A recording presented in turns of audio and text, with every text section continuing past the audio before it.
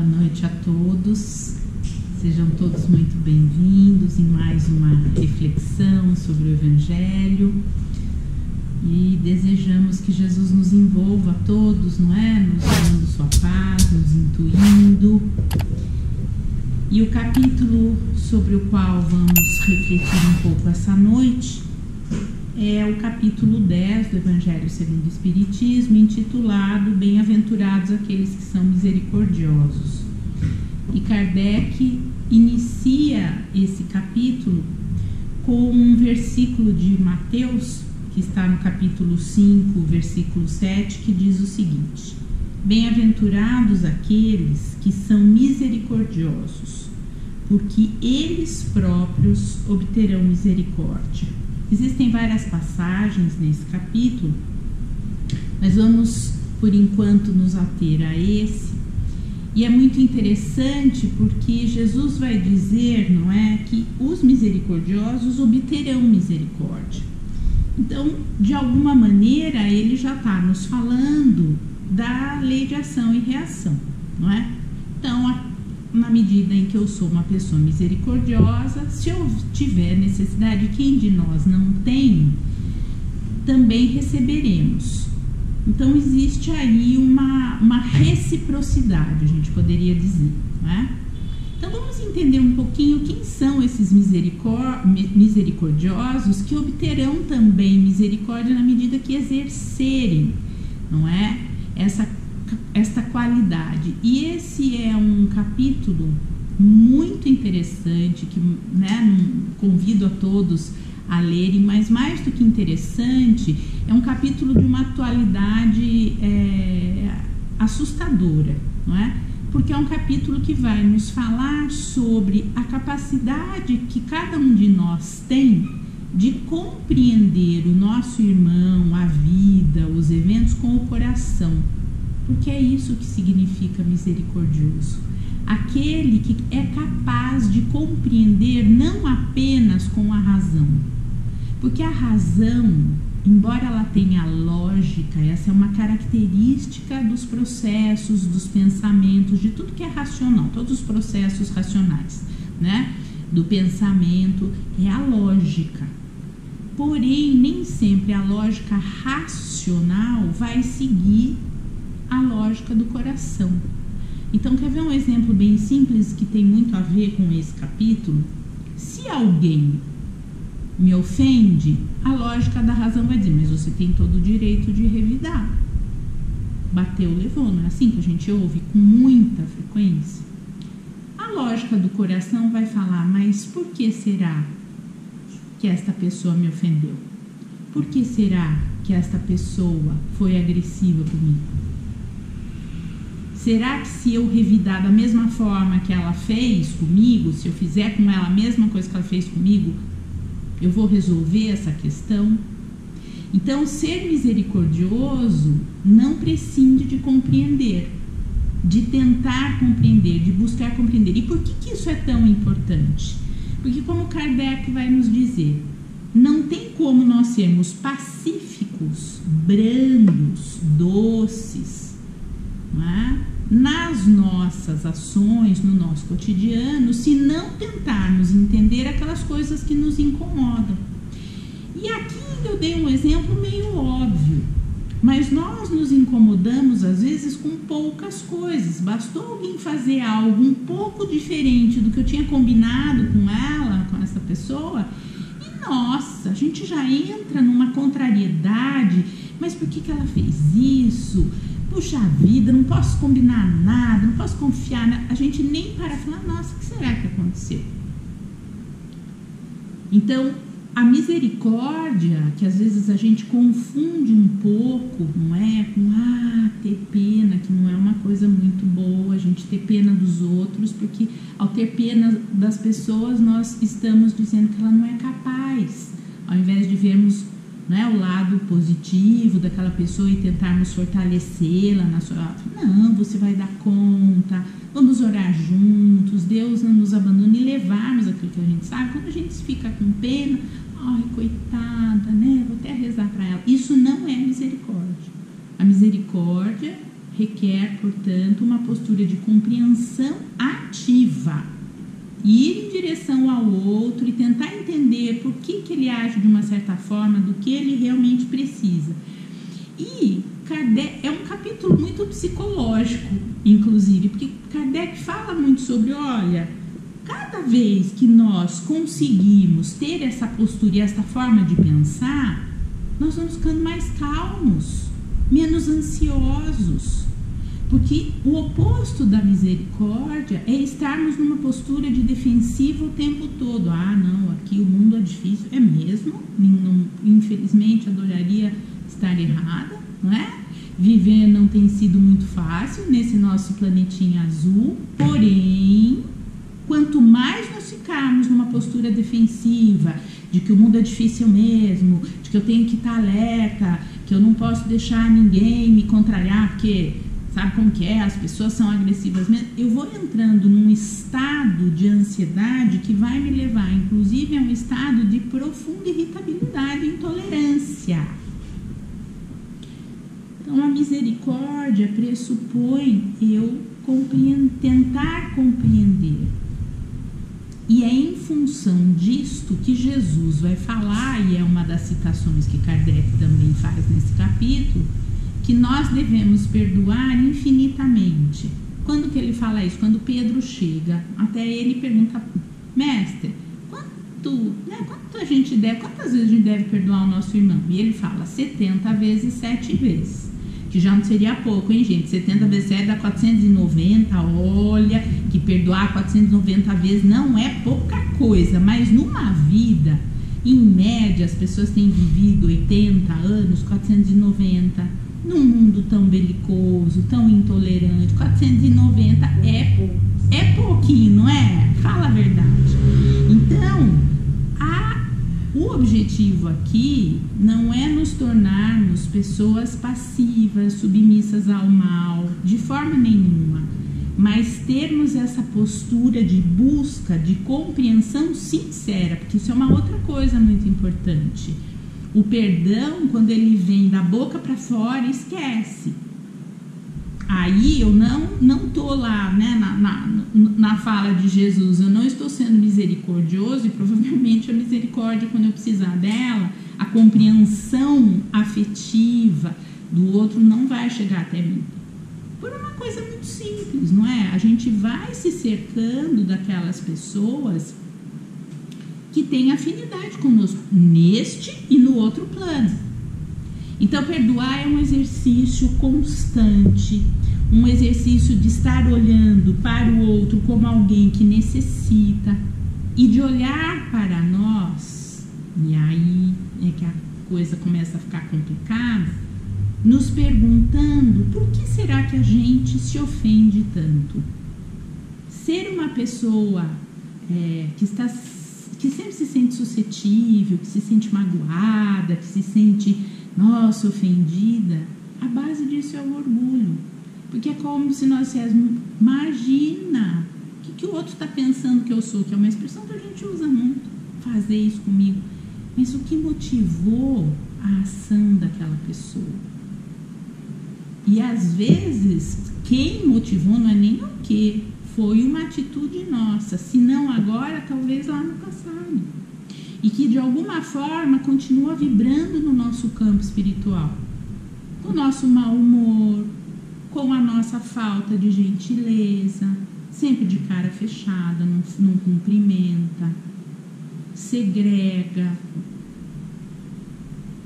E aí a vida vai ficando complicada e a gente se esquece dessa lei de ressonância, não é? Entre o ofensor e o ofendido, que nem sempre a gente consegue resolver na existência atual, mas Jesus também aqui nesse capítulo é um outro versículo, né, que Kardec nos traz. Procura se acertar com o seu ofensor enquanto ele está aqui na jornada com você, não deixa para depois. Porque depois pode ser mais complicado. Se aquela pessoa a quem magoamos desencarna antes de nós, ou que nós ofendemos, ou que nós desconsideramos, ou que nós não tivemos tolerância. De novo, gente, não é fácil, é um exercício, uma prática diária da gente olhar para nós mesmos. Mas se essa criatura desencarna absolutamente incomodada conosco, de repente ela se vê livre do corpo e, ai, achei a Bia, é agora que eu vou poder, né, fazer a minha vingança, a minha desforra, e me atormenta, eu começo a me sentir mal, eu começo a ter pensamentos negativos. E se a gente não está vigilante, vigiar e orar, não é? Mas vigiar os pensamentos, o nosso pensamento, eu tenho dito aqui, né, nas oportunidades que tem me dado, né, essa casa abençoada tem me dado de fazer algumas reflexões. Os nossos pensamentos são como um dínamo, um mecanismo gerador de energia, e a qualidade desta energia está impregnada do tipo de pensamentos que nós alimentamos, de sentimentos. Então, a gente precisa pensar, né, que quanto antes a gente resolve as nossas pendengas, né, as nossas discussões, é com o vizinho, é com o colega, é com o chefe, com os filhos, que pensam às vezes muito diferente de nós, o esposo, enfim, gente, com quem quer que seja, mais chances a gente tem de não levar isso para frente. A coisa mais, não sei se mais comum é adequado, mas uma das situações mais comuns que nós vemos nos trabalhos mediúnicos é exatamente essa. Aqueles espíritos que vêm revoltados, porque fulano agora está com essa carinha aí, mas você não sabe quem ele é, quem ela foi. E às vezes já se passaram décadas, séculos, acreditem. E o espírito está naquela mesma forma de pensar.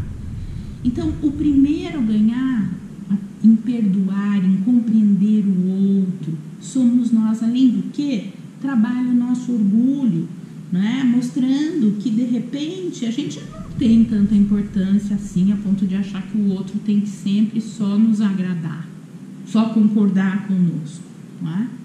E aí, uma outra coisa que também está presente nesse capítulo, que de uma certa forma já falamos, mas sendo mais explícito, julgar é cair numa armadilha, porque da mesma forma que a gente julga, o outro vai nos julgar também, não é? E para exemplificar isso, Kardec traz aquela passagem que eu considero uma das mais bonitas do Evangelho de Jesus, da sua passagem aqui, que é o da mulher adúltera. Tá lá a mulher que traiu o seu esposo naquela época, trair o marido, né, deveria ser punido com a lapidação, a mulher seria apedrejada até a morte. E os fariseus doidos para fazerem, né, uma trica, uma armadilha para Jesus, Jesus está lá quieto, riscando na areia como quem não quer nada, né? E eles lá, e aí, o que você acha? Né? Joga pedra? Como é que nós vamos fazer? Né? Vai deixá-la assim? E aí ele, com toda a tranquilidade daquele que é a sabedoria e o amor concretos, vira e fala: quem não tiver pecado, atire a primeira pedra. E esse mesmo silêncio que nós fizemos agora foi feito na multidão de homens que estavam ali para apedrejar a adúltera. E um por um, silenciosamente, vai saindo até que fica somente ela e Jesus. E ele fala: onde estão os teus acusadores? Se eles não lhe fizeram, né, não concretizaram o que diz a lei mosaica, não serei eu a fazer, mas vá e não peques mais. Não erre o alvo. Falava outro dia aqui do significado da palavra pecar, errar o alvo. Que alvo? O alvo do crescimento, do autoburilamento, de nós trabalharmos o nosso orgulho, de nós olharmos para as nossas dificuldades, as nossas fraquezas. E é por isso mesmo que a gente não pode julgar o outro. Não significa significa, e isto também está muito claro, não é? Não significa que diante de algo muito errado, muito ruim, que vai prejudicar outras pessoas, nós devamos silenciar. Não é essa a proposta. Mas também não é não silenciar, indo lá e querendo fazer justiça com as próprias mãos. Porém, se é algo que só prejudica a própria pessoa ou que só envolve a minha, ela, que eu resolva com ela ou que eu deixe que ela siga o caminho dela. Eu não tenho o direito de corrigi-la, de julgá-la, de criticá-la, de reprimi-la. Então a mensagem é muito clara nesse capítulo: censurar o mal, sim, mas não para reprimir, mas para educar. Olha, pensa bem, será que vale a pena? Que é isso que Jesus pergunta para ela: onde estão os teus acusadores? Não tem? Não vou ser eu que vou te acusar. Mas procure da próxima vez, até para que você, né, como se ele estivesse falando para a gente, que você mesmo não se veja nessa situação de novo. Reflete antes. Por isso que para Deus, que é amor, que é perfeição, de um jeito que a gente nem consegue imaginar, tem autoridade legítima mesmo aquela pessoa que vive concretamente o bem, ou que pelo menos busca. Porque também não vamos querer dar saltos para além do tamanhozinho das nossas pernas e dos nossos sapatos. Cada um de nós vai no seu ritmo possível, mas querer fazer o nosso melhor máximo possível já mostra a nossa boa intenção de ir nos superando, não é? Todas essas nossas dificuldades. Essa busca, por exemplo, que é uma outra coisa muito bonita presente nesse capítulo, a busca pela indulgência. A indulgência é uma característica muito interessante, porque é a nossa disposição em perdoar, enquanto a misericórdia é a nossa compreensão, não apenas pela razão, mas com o nosso coração, com boa intenção, querer realmente ter interesse, não é, por compreender por que a pessoa agiu de uma determinada forma. Na indulgência, que anda de mãos dadas com a misericórdia, nós temos a genuína intenção de perdoar. A genuína intenção de falar: olha, tudo bem, doeu, não gostei, mas entendi, talvez no seu lugar eu fizesse a mesma coisa. Tá tudo certo, segue teu caminho, eu vou seguir o meu. E aqui se encerrou, não é depois ficar pensando: nossa, você viu o que ela fez? Gente, não, isso não é perdoar. Então, a indulgência está relacionada com a nossa capacidade de tolerância às atitudes e características muito próprias dos demais. Então, vocês percebem, é um convite para um exercício, assim, extremamente grande. Mas que é o que está faltando no mundo. Bastou ser do lado azul e o outro ser do lado verde para o azul achar que tem o direito de falar mal do verde, inventar mentira sobre ele. O verde, então, criar situações vexatórias para o azul e pronto, estoura a guerra. Também não estou sendo nada original, porque já disse isso em outra oportunidade aqui. As guerras começam por diferenças de opinião, por falta absoluta de respeito pelo outro. Respeitar não é concordar. Respeitar é entender que o outro tem o direito de pensar do jeito que ele pensa, de ser do jeito que ele é. Mas se aquilo de alguma forma me afeta, eu vou tentar entrar num acordo com essa criatura. Então, meus irmãos, a mensagem é: vamos tentar não ver os defeitos do outro. Mas que é impossível, muitas vezes, não é? Mas se eu enxergar, que eu guarde para mim, Então não fique falando deles para os outros, ou mesmo mentalmente alimentando, nossa, que absurdo. Como eu já disse, às vezes tem certas situações que talvez se nós passássemos por elas, nós talvez fizéssemos pior.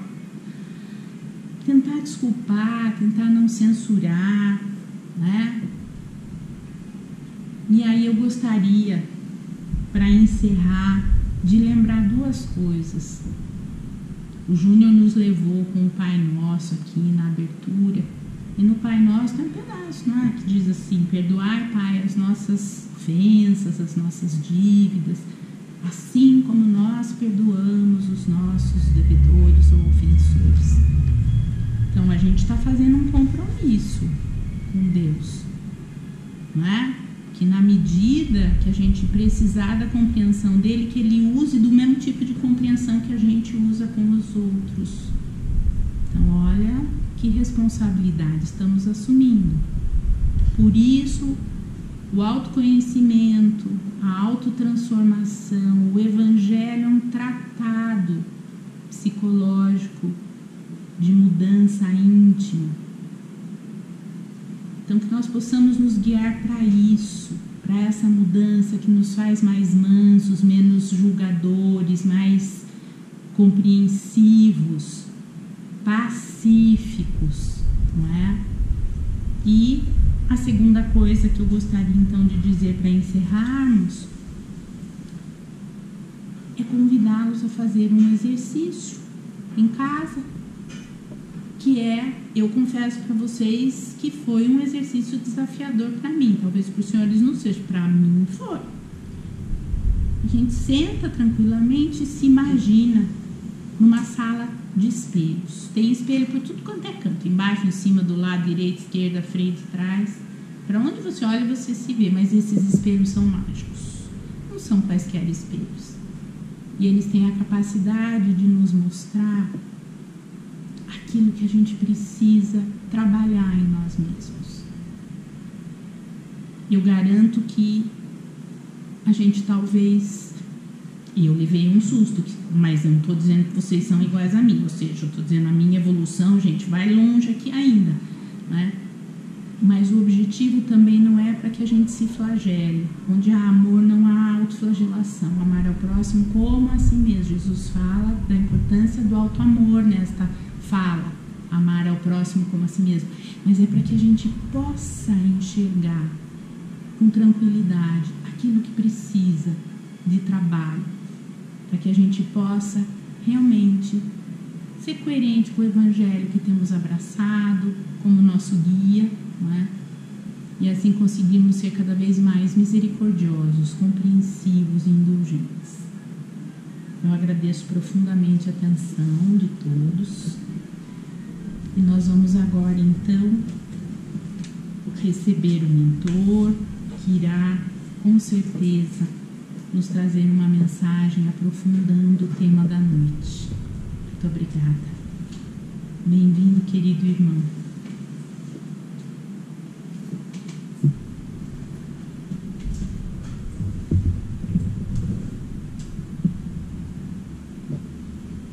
Boa noite, queridos irmãos.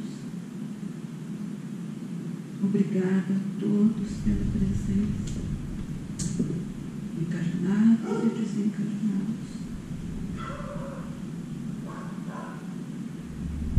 Agradeço também a palestrante, que com sua doçura nos trouxe uma palestra maravilhosa que alimenta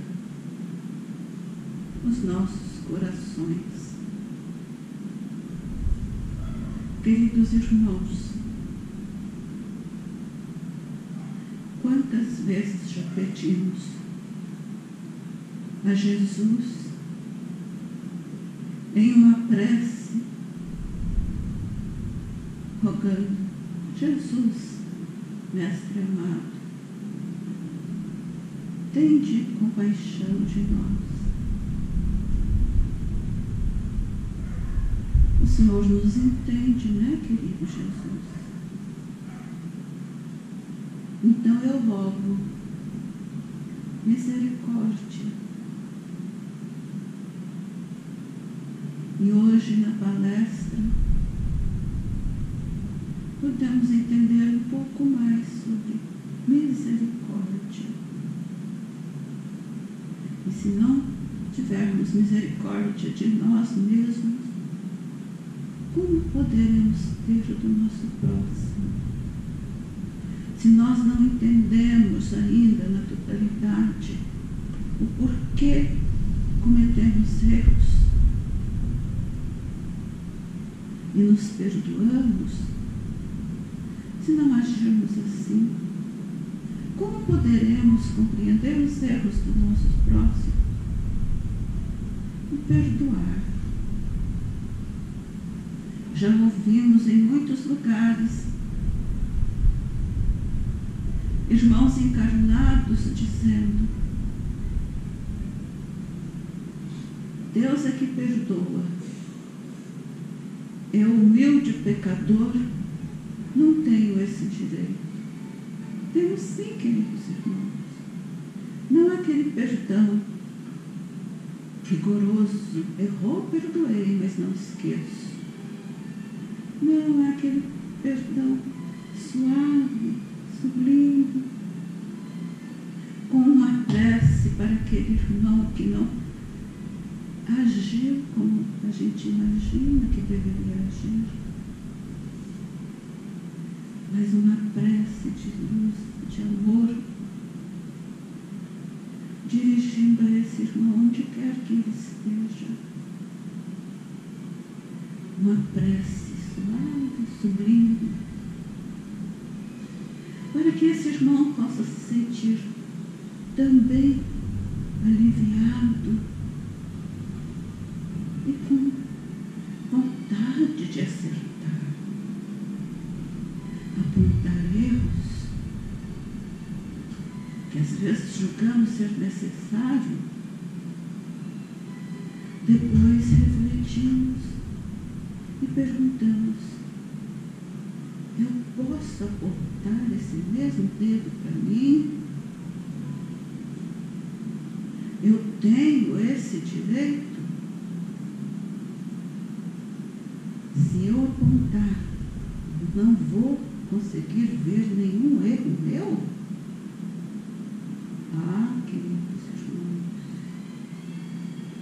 é como o espelho que a irmã comentou. Quando olhamos no espelho, mesmo que não esteja todos à nossa volta, basta olharmos e vermos o nosso reflexo e perguntarmos para nós mesmos: o que você fez hoje? O que você pretende fazer hoje? O que você tem para agradecer? Aí, vamos começando a descobrir o nosso potencial de reflexão, de coragem, de amor, verdadeiro amor, de podermos praticar a caridade sem ostentação, de podermos começar a exercitar a humildade,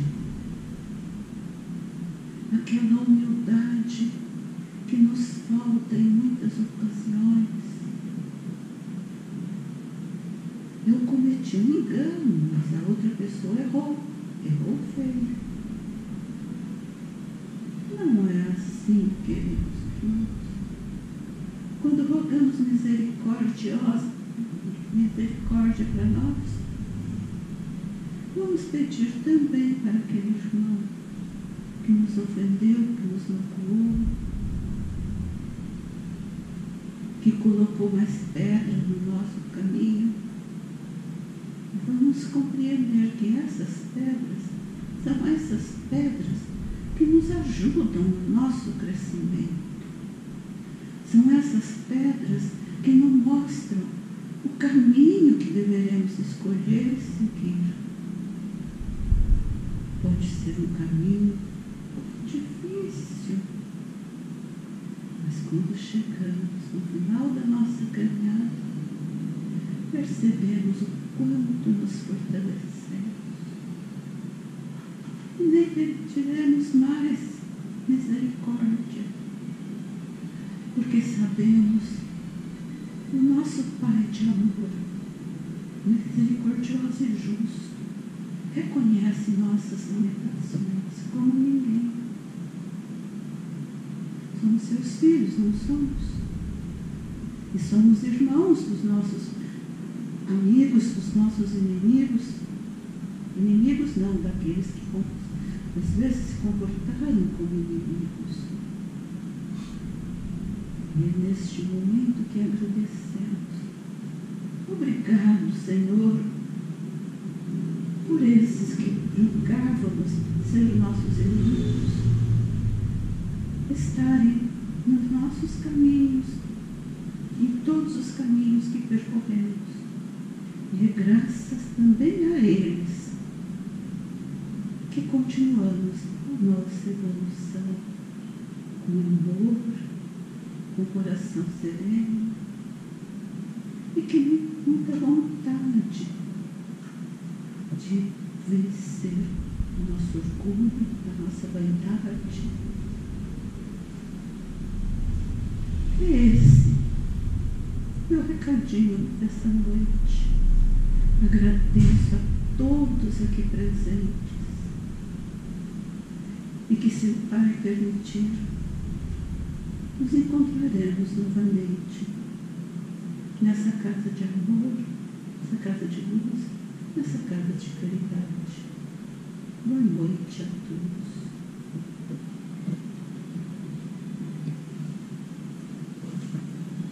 Boa noite, nosso querido irmão, e a nossa gratidão pela sua generosidade em se fazer presente, nos orientando, nos ensinando. Que Jesus o abençoe sempre. Essa casa está sempre aberta para a sua presença. E assim, eu nos convido nesse momento a elevarmos os nossos pensamentos ao alto, a Jesus, o nosso grande e amado Mestre, pedindo a Ele misericórdia. Pedindo a Ele que, com a sua amorosidade e coração compassivo, nos ajude também a aprendermos a perdoar, a compreender, a termos a boa vontade na busca da tolerância, da compreensão e do perdão. Sabemos, Mestre amado, da necessidade desta qualidade amorosa que é a misericórdia no mundo atual. Então ajuda-nos, Mestre amado, como pontos de luz onde estivermos, a vibrarmos paz, amorosidade, tranquilidade, a fim de que em breve, por que não, Mestre, possamos ir vendo um mundo transformado, regenerado